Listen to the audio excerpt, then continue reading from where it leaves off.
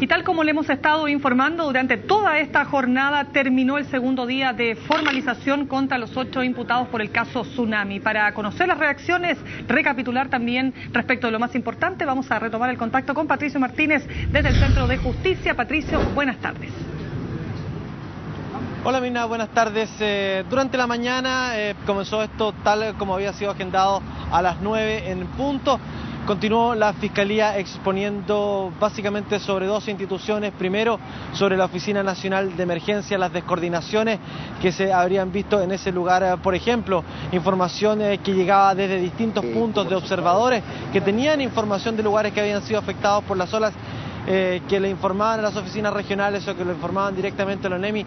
Sin embargo, esta información finalmente nunca fue entregada a la población de acuerdo a la exposición que hacía la Fiscalía. Posteriormente escuchamos hablar respecto de cuál fue la función del CHOA y cómo a través de distintos instrumentos les llegaba información que habría sido mal interpretada. Por ejemplo, señalaba el fiscal que existían instrumentos, específicamente mareógrafos, que mandaban sus señales vía satelital tanto al CHOA como al Pacific Tsunami Warning Center, y que la interpretación que dio cada una de estas instituciones fue distinta. El organismo internacional advertía sobre la posibilidad cierta de un maremoto, incluso posteriormente entregó una alarma para toda la cuenca del Pacífico, y en el mismo minuto el CHOA estaba descartando esta alerta de tsunami. Además, se señalaba que no se utilizaron los instrumentos adecuados, que se entregó información sin tener datos de campo. Por ejemplo, en la localidad de San Antonio, en esa ciudad,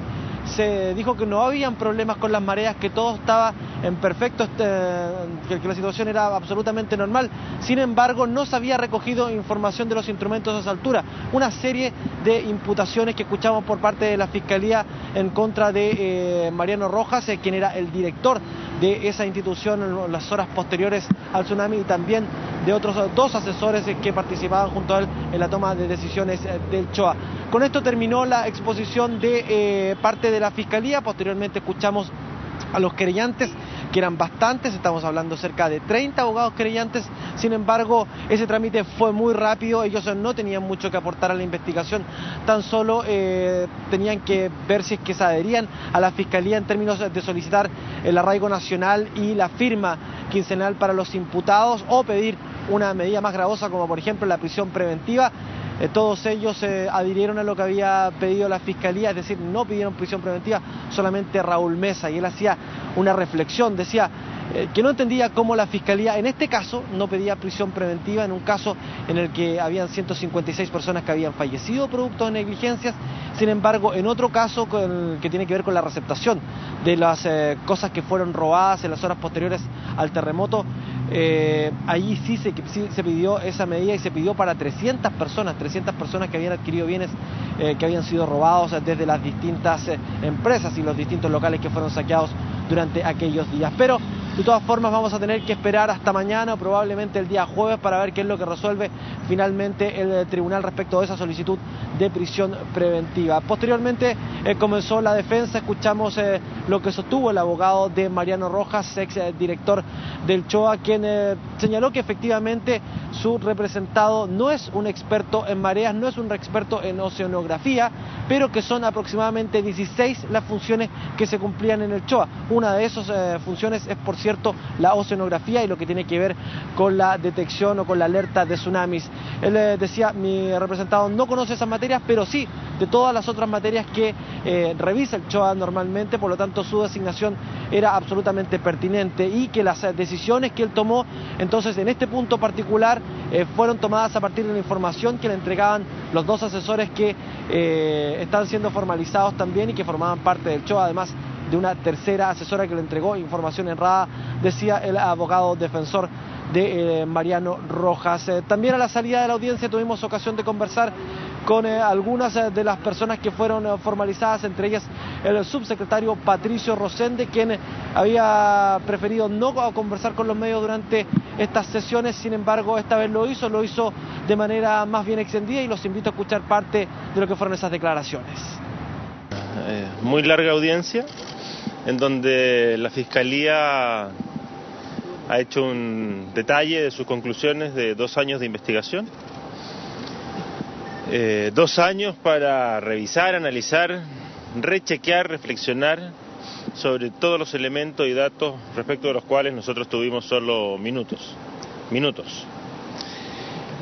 La Fiscalía ha hecho una exposición, desde mi punto de vista, llena de suposiciones para fundamentar su teoría, sobre la base de quien mira los hechos después de ocurrido, después de 2 años de ocurridos. Y cuando uno hace eso, por cierto que las cosas son muy distintas a como ocurrieron en la realidad.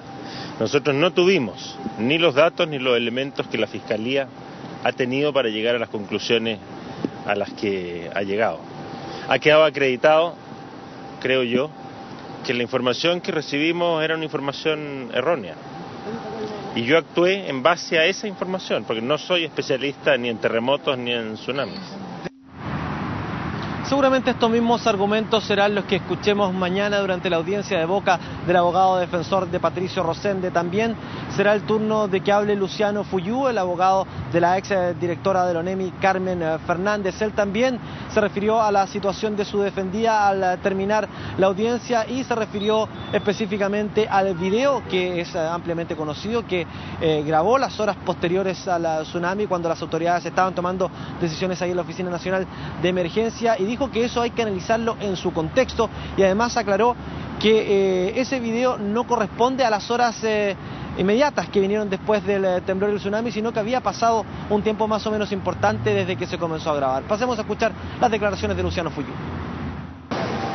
Los videos que se mostraron fragmentadamente corresponden a una hora que es bastante posterior, diría yo, al momento mismo, al primer minuto. El contexto en que se dio toda la situación aquella noche no hay que perderlo de vista. Es muy difícil hacer un análisis a 2 años de aquella noche. Recordemos que entiendo que incluso el último director de ONEMI terminó con esta medida de publicidad de filmación. Bueno, ahora quedamos a la espera de lo que va a suceder durante el día de mañana. Como te decía, ya comenzaron a exponer los defensores. Seguramente tomará toda la mañana y toda la tarde la exposición de ellos. Probablemente esto se podría extender hasta el día jueves. Así que lo más probable es que esta audiencia de formalización termine recién el día jueves o eventualmente el día viernes. Muy bien, Patricio, muchísimas gracias. Vamos a estar en contacto.